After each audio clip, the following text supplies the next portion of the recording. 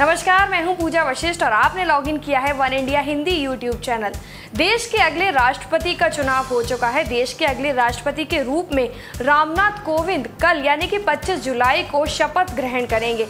वहीं प्रणब मुखर्जी का कार्यकाल आज समाप्त हो रहा है। वो शाम 7:30 बजे अपना विदाई भाषण देंगे। अब बात करते हैं देश के अगले उपराष्ट्रपति की। जी हाँ, जहां एक तरफ एनडीए ने वेंकैया नायडू को अपना उपराष्ट्रपति का उम्मीदवार चुना है, वहीं दूसरी तरफ विपक्ष ने गोपाल कृष्ण गांधी को अपने उम्मीदवार के रूप में चुना है। तो आइए सबसे पहले जानते हैं कि एनडीए ने वेंकैया नायडू को अपना उम्मीदवार क्यों बनाया है। सबसे पहले जानते हैं वेंकैया नायडू इस समय मोदी सरकार में कौन से मंत्री हैं। 68 साल के वेंकैया नायडू मौजूदा नरेंद्र मोदी सरकार में आवास और शहरी विकास मंत्रालय के साथ सूचना प्रसारण मंत्रालय जैसे अहम मुद्दों पर मौजूद थे। इससे पहले वो इसी सरकार में संसदीय कार्य मंत्री भी रह चुके हैं। वेंकैया नायडू के उपराष्ट्रपति पद के उम्मीदवार बनाए जाने के बाद उन्होंने नरेंद्र मोदी सरकार में अपने केंद्रीय मंत्री पद से इस्तीफा दे दिया। तो आइए जानते हैं कि वेंकैया नायडू का राजनीतिक करियर क्या रहा। 2002 से 2004 तक भारतीय जनता पार्टी के अध्यक्ष रहे वेंकैया ने अपना राजनीतिक सफर आंध्र प्रदेश के नेल्लूर के कॉलेज यूनियन चुनावों से किया था। 1971 में वीआर कॉलेज के छात्र संघ अध्यक्ष बनने के बाद 2 साल के भीतर वो आंध्र विश्वविद्यालय छात्र संघ के अध्यक्ष रहे थे। 1974 में आंध्र प्रदेश में लोक नायक जयप्रकाश नारायण छात्र संघर्ष समिति से जुड़ गए थे। आंध्र प्रदेश विधानसभा में वो 1978 से लेकर 1985 तक रहे। 1998 में वो कर्नाटक से राज्यसभा में पहुंचे और फिलहाल राजस्थान से राज्यसभा के सदस्य हैं। संगठन में उनका भी कद बढ़ता रहा, लेकिन वो लोकसभा के बजाय राज्यसभा से सांसद में पहुंचते रहे हैं। अभी हमने जाना वेंकैया नायडू के राजनीतिक करियर के बारे में। तो आइए अब जानते हैं कि एनडीए ने अपने उपराष्ट्रपति पद के उम्मीदवार के रूप में सिर्फ वेंकैया नायडू का नाम ही क्यों लिया। देश के उपराष्ट्रपति पद के लिए केंद्र में सत्तासीन भारतीय जनता पार्टी यानी कि बीजेपी ने एक बैठक कर अपने प्रत्याशी का ऐलान कर दिया। बीजेपी ने उन्हें कई सियासी वजहों को ध्यान में रखते हुए उपराष्ट्रपति पद का उम्मीदवार चुना है। वेंकैया को कई अन्य दलों का भी समर्थन प्राप्त है, खास करके दक्षिण भारत की पार्टियों का। बीजेपी का मानना है कि नायडू उपराष्ट्रपति पद के रूप में अपने कर्तव्यों का निर्वहन अच्छी तरह से करेंगे। वेंकैया नायडू का भारत का अगला उपराष्ट्रपति बनना आंकड़ों के लिहाज से तो महज औपचारिकता भर है।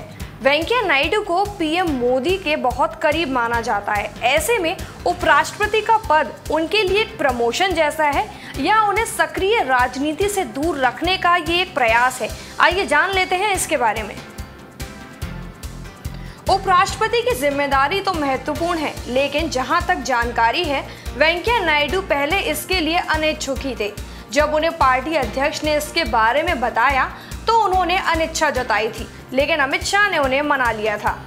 वेंकैया नायडू को उपराष्ट्रपति पद का उम्मीदवार बनाने का फैसला भी प्रधानमंत्री के स्तर पर लिया गया है। वे कहते हैं, बीते 3 साल में कामकाज के प्रति निष्ठा और अनुशासन से जिन मंत्रियों ने नरेंद्र मोदी के सामने अपनी दमदार छवि बनाई है, उनमें वेंकैया नायडू रहे हैं।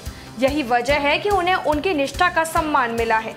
वहीं कुछ राजनीतिक विश्लेषकों की राय ये भी है कि वेंकैया नायडू की इच्छा थी कि उन्हें उपराष्ट्रपति का पद मिले। उनकी वफादारी का इनाम उन्हें मिल गया है। कहा जाता है कि वेंकैया नायडू एक बड़े जनाधार वाले नेता तो नहीं हैं, वो संगठन और पार्टी के आदमी रहे हैं। ऐसे में बढ़ती उम्र के हिसाब से वो एक सम्मानित जगह चाहते थे और उन्हें बीते कुछ सालों में जिस तरह से वे पार्टी नेतृत्व के प्रति वफादार रहे हैं, उन्हें उसका इनाम मिल गया है। ये एक बहुत बड़ा कारण था जिस वजह से एनडीए ने वेंकैया नायडू को अपना उपराष्ट्रपति पद का उम्मीदवार चुना।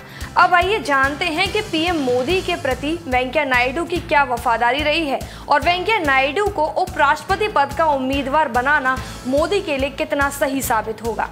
वैसे ये जानना कम दिलचस्प नहीं है कि 2014 के आम चुनाव से पहले जब भारतीय जनता पार्टी के अंदर नरेंद्र मोदी को प्रधानमंत्री पद का उम्मीदवार बनाए जाने का जो 3 बड़े नेता विरोध कर रहे थे, उनमें एक वेंकैया नायडू भी एक थे।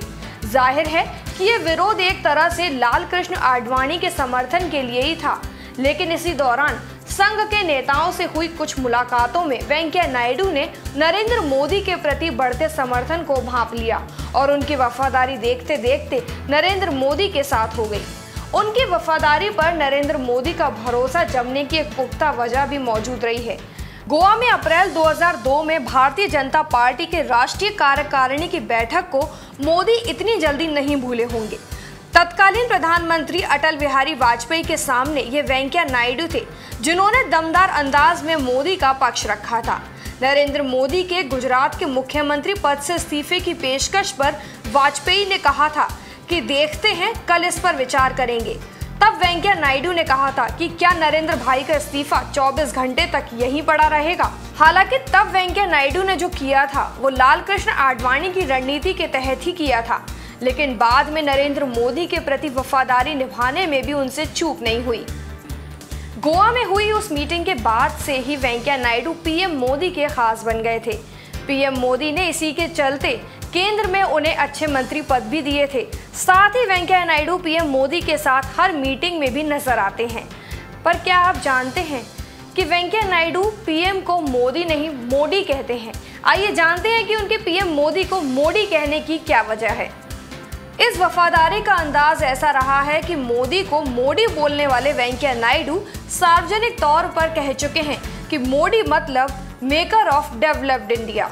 वैसे एक बड़ा सवाल ये भी उभरता है कि उपराष्ट्रपति के तौर पर वेंकैया नायडू को उम्मीदवार बनाना केवल उनकी वफादारी का इनाम भर है। मोदी को मोडी कहने वाले वेंकैया नायडू ने मोदी को मोडी इसलिए कहा जिसका मतलब है मेकर ऑफ डेवलप्ड इंडिया। अब जानते हैं कि एनडीए ने वेंकैया नायडू को अपना दमदार और वफादार उम्मीदवार क्यों चुना। वैसे तो आप जानते हैं कि एनडीए ने राष्ट्रपति पद के लिए रामनाथ कोविंद को अपना उम्मीदवार चुना था और रामनाथ कोविंद भारी मतों के साथ विजयी भी हुए हैं, जो कि कल शपथ भी ग्रहण करने वाले हैं। अब आइए जानते हैं कि उपराष्ट्रपति पद के लिए वेंकैया नायडू को क्यों चुना गया। सरकार को उपराष्ट्रपति के तौर पर ऐसा आदमी चाहिए था जो राज्यसभा में सदन को ठीक ढंग से चला पाए। संसदीय कार्य मंत्री के तौर पर नायडू ये काम बखूबी कर चुके हैं। राज्यसभा में सरकार का बहुमत नहीं है, ऐसे में नायडू उपयोगी साबित होंगे। वेंकैया नायडू की सभी पार्टी के नेताओं से ठीक ठाक संबंध हैं, इस लिहाज से राज्यसभा के सदन को सुचारू रूप से चलाने में उन्हें निश्चित तौर पर मदद मिलेगी।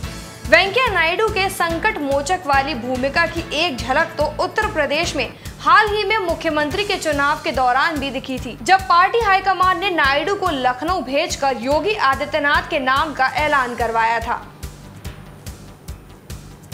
वैसे तो उपराष्ट्रपति पद के लिए वेंकैया नायडू का चुनाव करना एनडीए के लिए सही साबित हो रहा है।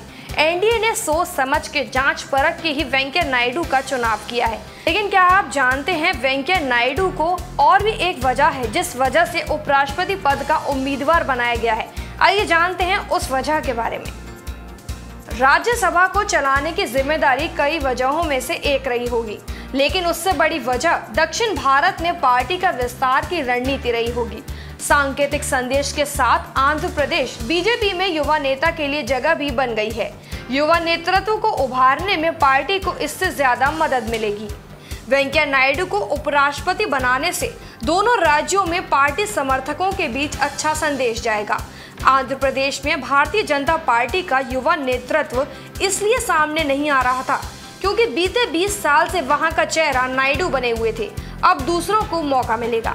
हालांकि नायडू की गिनती वैसे नेता की नहीं रही जिनका कोई अपना व्यापक जनाधार रहा हो, लेकिन नायडू ऐसे नेता रहे हैं जिनका आधार बड़े जनाधार वाले नेताओं में हमेशा रहा है। आंकड़ों और इतिहास के हिसाब से फिलहाल तो यही लग रहा है कि एनडीए ने सोच समझकर वेंकैया नायडू को अपना उपराष्ट्रपति पद का उम्मीदवार बनाया है।